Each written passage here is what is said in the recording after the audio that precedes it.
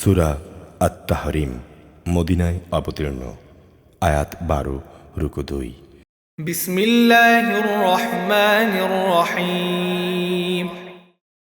হে নবী, আল্লাহ তাআলা তোমার জন্যে যা হালাল করেছেন তা তুমি কসম করে নিজের উপরে কেন হারাম করছো?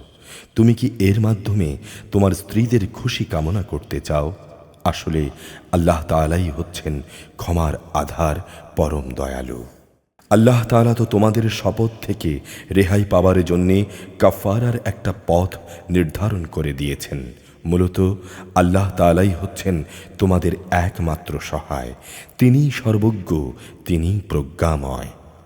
যখন নবী তার স্ত্রীদের একজনকে চুপিসারে কিছু একটা কথা বলল এবং সে যখন তা অন্যদের কাছে প্রকাশ করে দিল, আল্লাহ তাআলা তার এই বিষয়টা নবীকে ওহীর মাধ্যমে জানিয়ে দিলেন। রাসূল কিছু কথা গোপনীয় বিষয় প্রকাশকারী স্ত্রীকে জানিয়ে দিল, আবার কিছু কথা এড়িয়েও গেল। অতঃপর নবী যখন তার সে স্ত্রীকে সে বিষয়টা জানালো, তখন সে বলল, আপনাকে এই খবরটা কে জানালো?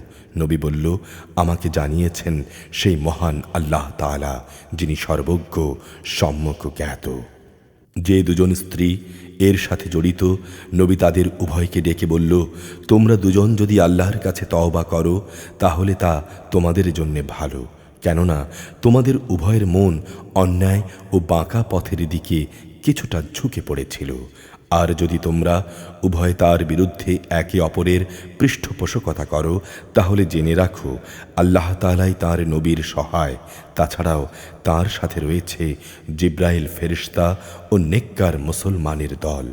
এরপরও সমগ্র ফেরেশতা তার সাহায্য করতে এগিয়ে আসবে। আজ নবী যদি তোমাদের তালাক দিয়ে দেয় তাহলে তার মালিক তোমাদের বদলে এমন সব স্ত্রী তাকে দিতে পারেন যারা তোমাদের চাইতে হবে উত্তম, যারা হবে আত্মসমর্পণকারী, বিশ্বস্ত, ফরমাবরদার, অনুশোচনাকারী, অনুগত, রোজাদার।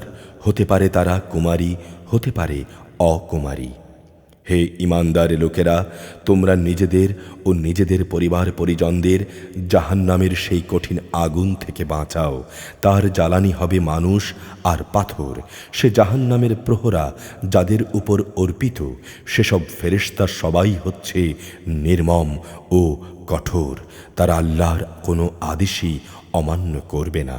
তারা তাই করবে যা তাদের করার জন্যে আদেশ করা হবে। হে কাফেররা, আজ তোমরা দোষ ছাড়ানোর জন্যে কোনো রকম অজুহাত তালাশ করো না। আজ তোমাদের সে বিনিময়ই দেয়া হবে যা তোমরা দুনিয়ায় করছিলে। হে ঈমানদার ব্যক্তিরা, তোমরা গুনাহ খাতার জন্যে আল্লাহর দরবারে তওবা করো। একান্ত খাঁটি তওবা। আশা করা যায় এর ফলে তোমাদের রব তোমাদের গুনাহসমূহ ক্ষমা করে দেবেন এবং এর বিনিময়ে পরকালে তিনি তোমাদের এমন সুরম্য জান্নাতে প্রবেশ করাবেন যার তলদেশ দিয়ে প্রবাহিত হবে সুপেয় ঝর্ণাধারা। সেদিন আল্লাহ তাআলা তাঁর নবী এবং তার সাথী ঈমানদারদের অপমানিত করবেন না। সেদিন তাদের ঈমানের জ্যোতি তাদের সামনে ও তাদের ডান পাশ দিয়ে বিচ্ছুরিত হবে। তারা বলবে, হে আমাদের রব, আমাদের জন্যে আমাদের ঈমানের জ্যোতিকে পূর্ণ করে দাও। তুমি আমাদের ক্ষমা করে দাও। অবশ্যই তুমি সব কিছুর উপর একক ক্ষমতাবান। হে নবী, তুমি কাফের ও মুনাফিকদের বিরুদ্ধে জিহাদ করো এবং তাদের উপর কঠোরতা অবলম্বন করো, কেননা তাদের ঠিকানা হচ্ছে জাহান্নাম, আর তা হচ্ছে এক নিকৃষ্ট ঠিকানা। আল্লাহ তাআলা কাফেরদের জন্য নূহ ও লূতের স্ত্রীদের উদাহরণ পেশ করছেন। তারা দুজনই ছিল আমার দুজন নেক বান্দার অধীনস্থ স্ত্রী, কিন্তু তারা উভয়ই সে দুজন বান্দার সাথে বিশ্বাসঘাতকতা করেছে।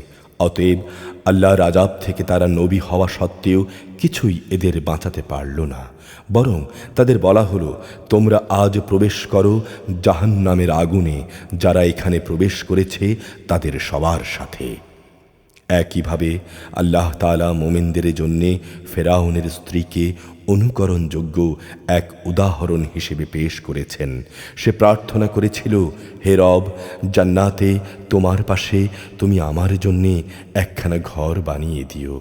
আর দুনিয়ার এ ঘরে তুমি আমাকে ফেরাউন ও তার যাবতীয় কর্মকাণ্ড থেকে বাঁচিয়ে রেখো। তুমি আমাকে জালিম সম্প্রদায়ের যাবতীয় অনাচার থেকে উদ্ধার করো। আল্লাহ তাআলা মোমেনদের জন্যে দৃষ্টান্ত পেশ করছেন। ইমরানের মেয়ে মারিয়ামের যে আজীবন তার সতীত্ব রক্ষা করেছে, অতঃপর আমি আমার সৃষ্ট রূহগুলো থেকে একটি রূহ তার মধ্যে ফুঁকে দিলাম।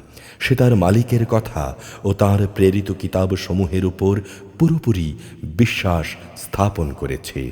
সত্যি সে ছিল আমার একান্ত অনুগত বান্দাদেরই একজন।